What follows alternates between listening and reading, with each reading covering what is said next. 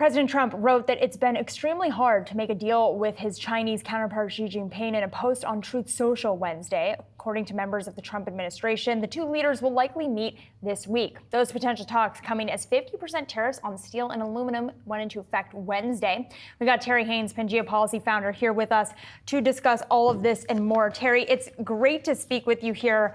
Not only do we have the implementation of these tariffs, the president calling for increased rate cuts, we also have the tax bill that is still underway here in Congress. What would you say is the single biggest headwind to the tax bill right now?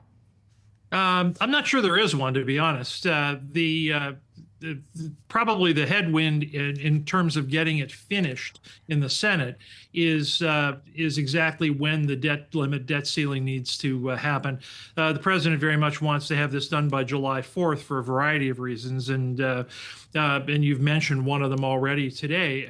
What they're looking for is ideally a kind of a three-part boost to the economy that comes from the tax bill being done, more trade deals being announced, and decisions on reciprocal tariffs, all of which come around the first week of July 4, July 9. So they're looking at a big boost there.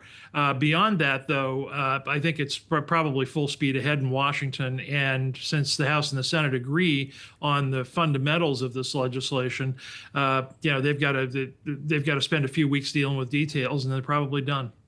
They agree on fundamentals, but it's becoming more clear that there are some parts of the bill that members in the House may not have even read, and saying that they would have voted differently had they had known about certain clauses. Now, is that likely to be an earth-shaking type of acknowledgement? Maybe not, but what is the likelihood that we see a bill get sent back to the House here? Well, that's all. I will tell you that's largely CYA on the part of members. That's a very highly technical legal term, CYA, as you know. And but members have to do it. So there they are.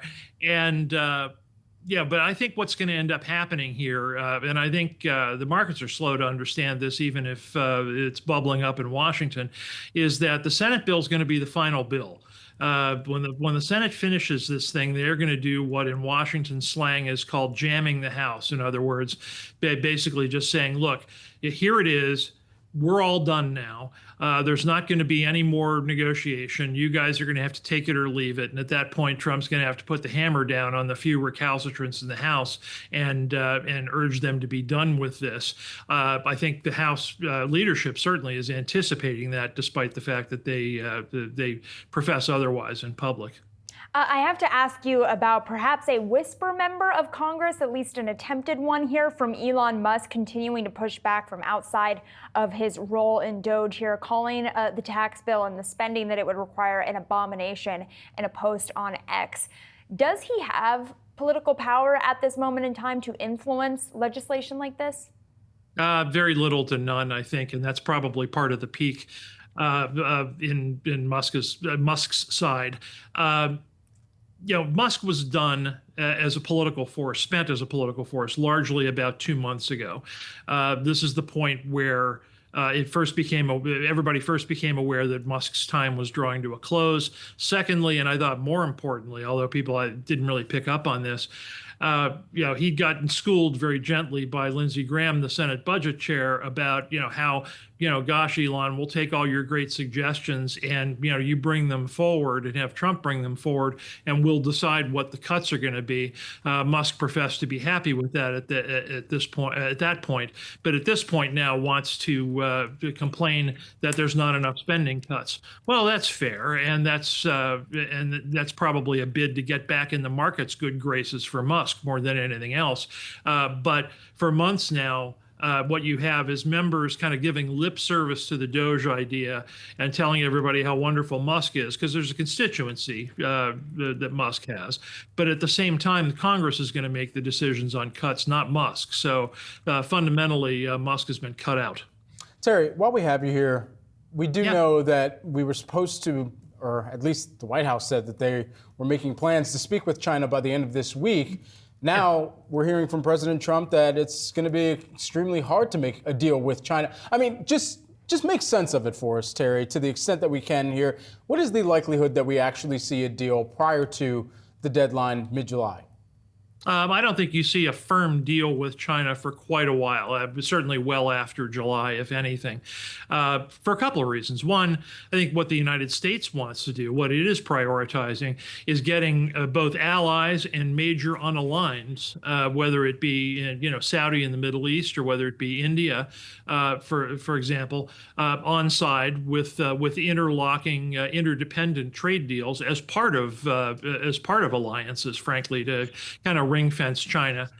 Firstly, so I think the United States priorities are clear. Secondly, where the president is right now is trying to iron out details on this pause that they had negotiated with China that apparently are going south. China has a very long track record of kind of pretending to agree on things and then pulling the chain on details. Yeah. It's what's happening here. So you've got that, and I do think also Trump is trying to send the message that he's dealing with China, not from a position of trying to Bigfoot China, but from a position of respect and equals. And I looked at that tweet about being tough, frankly, as a bid to give China some respect that it says it wants. Okay, so Terry, help me put a bow on all of these headlines we're getting in this morning. Obviously, the potential weakness playing out in the labor market with the ADP print, the implementation of those 50% steel and aluminum tariffs, and then the tax bill here as well. What is the single biggest thing that investors need to keep their eye on when it comes to any risks to this market that could come from policy in Washington? Well, the fundamental risk is that the tax bill doesn't get done, right? I mean, everybody's pricing that in and assuming it's going to get done. But if for some reason a spanner gets thrown in the works, then that's the biggest problem, making it look like it might not happen after all. Not only because that might imperil the tax deal, but it might imperil the ability of the Congress to actually extend or suspend the debt ceiling. So, that's hanging in the balance more than I think people understand. Secondly, the relatively weak numbers and the other things that are going to happen this week. You got manufacturing, you got hiring, you got the beige book, you got the trade deficit coming up. That's going to feed into the Trump narrative for growth, frankly. So that will probably help turbocharge the bill.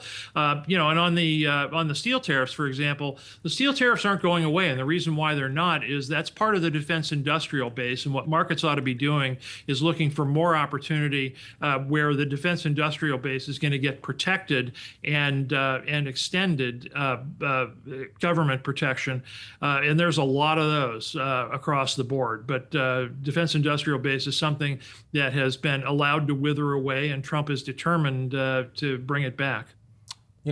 Multiple minutes into this conversation, we haven't even really done a deep dive on the Fed at all, Terry, and we didn't really need to, though. We'll have some Fed speak later on this morning, we do know. Terry, thanks so much for taking the time. Pleasure. Thank you.